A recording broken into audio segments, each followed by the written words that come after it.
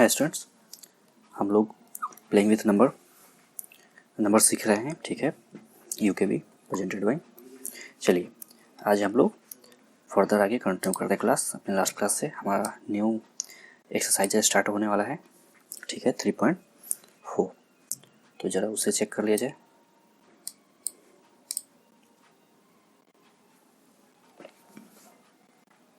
और होप कि last class में आपने सब कुछ अच्छी तरीके से समझ लिया होगा। ठीक है, कोई भी डाउट हो तो आप मुझसे शेयर कर सकते हैं, और फिर जो भी आपकी क्वेरीज है हम लोग उसके सॉल्व करेंगे।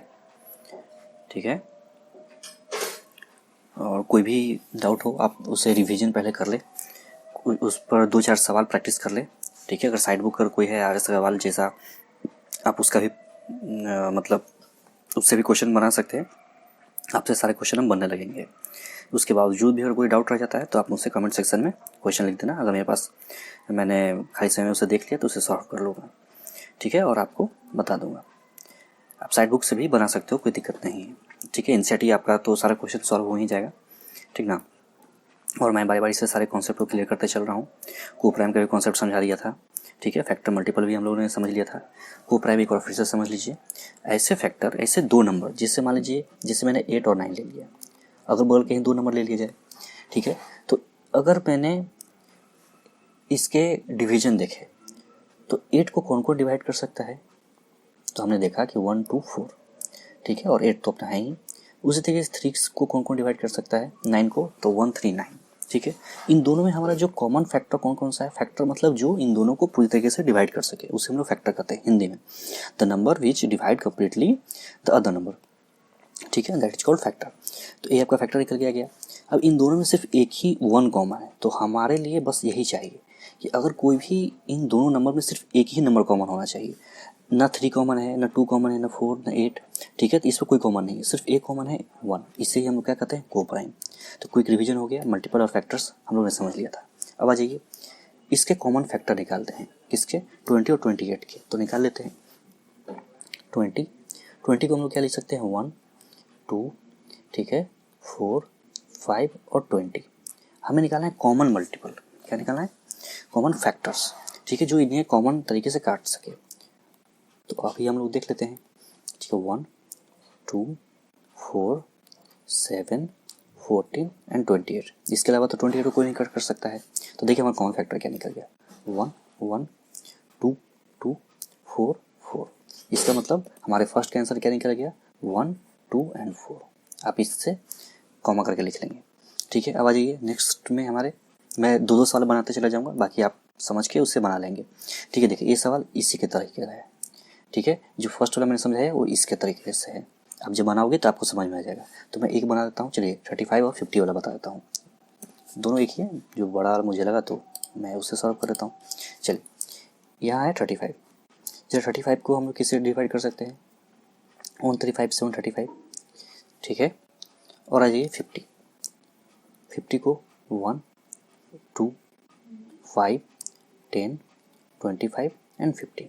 ठीक है, अब इन दोनों में कॉमन क्या निकल गया हमारा, 1, 1, 5, 5 और कोई निकल रहा है नहीं। तो इन दोनों के बीच में हमारा कॉमन क्या निकल गया, 1 एंड 5। ठीक है, 1 एंड 5।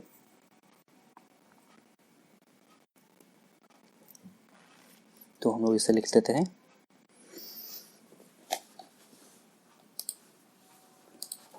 1 एंड 5। ये इसके क्या हो गए, कॉमन फैक्टर्स।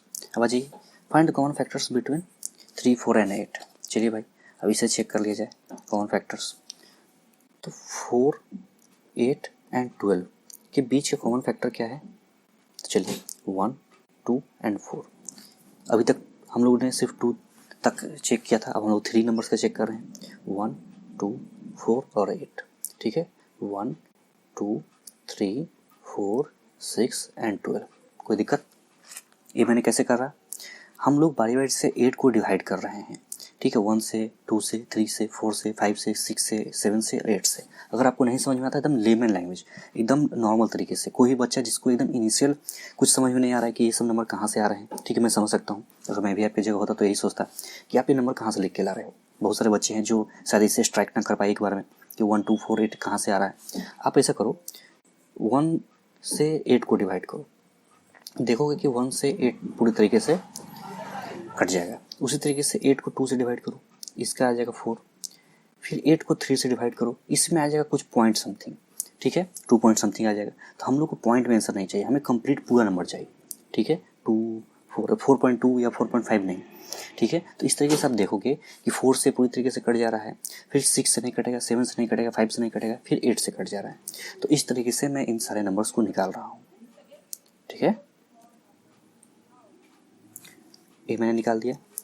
इसमें क्या क्या है देखिए, 1 1 1, ठीक है, 2 2 2, ठीक है, 4 4 एंड 4।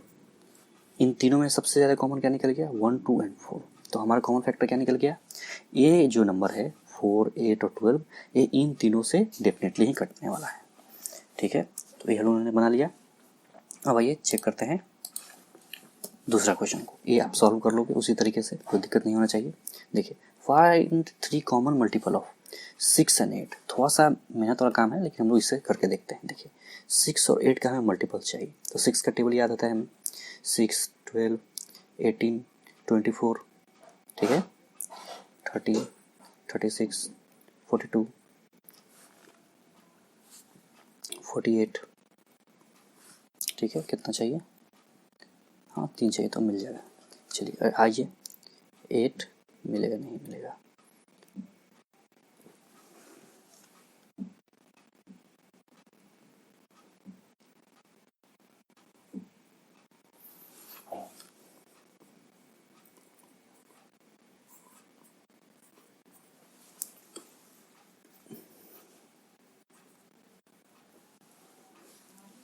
एट 16 24, ठीक है,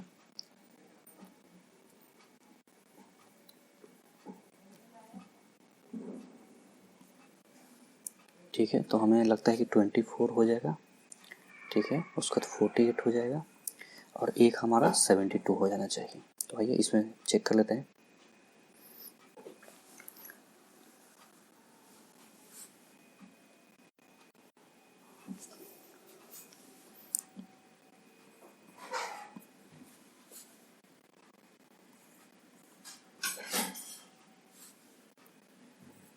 सेवेंटी टू, ठीक है। तो हमारा 3 नंबर क्या निकल गया, 24 48 एंड 72।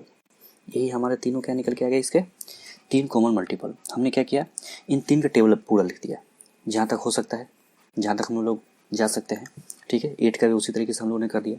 इसमें से देखा कि इन दोनों में कॉमन कौन कौन सा नंबर है, ठीक है, उसे हम लोगों ने सर्किल करके एक जगह लिख लिया, ठीक है। इस तरीके से लिखने से हमें ये निकल के सामने आ गया कि इन जिससे देखो 72 एक ऐसा नंबर होगा, या 48 या 24, जो 8 से और 6 दोनों से कट जाएगा, ठीक है। तो हमारे इतना मेहनत करने का हमें मतलब यही है कि ऐसा नंबर हमें पता करना है जो इन दोनों नंबर से कट जाए, ठीक है। और इसके लिए हमें इन दोनों का टेबल निकालना है, उसके बाद इन दोनों में जो कॉमन नंबर है उसे छांटना है, ठीक है।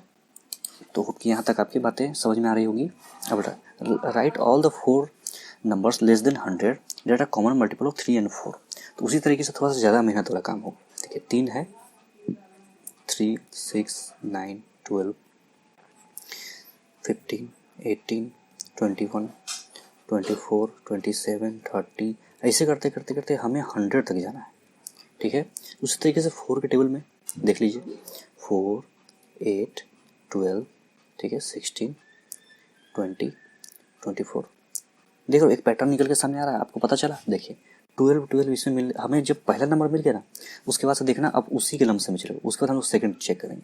तो यहाँ हमें 24 मिल गया। इन दोनों के बीच में गैपिंग कितना है, तो देखेंगे कि 12। बस तो हमें 12 का सीरीज याद कर लेना है। 12 कहाँ तक चला जाएगा, जहाँ तक 100 से कम, ठीक है, मतलब कि हमारा 96 तक चला जाएगा। देखिए 12 24 36 48 60 72 84 96, ठीक है। तो ये आपके नंबर्स निकल के आ जाएंगे।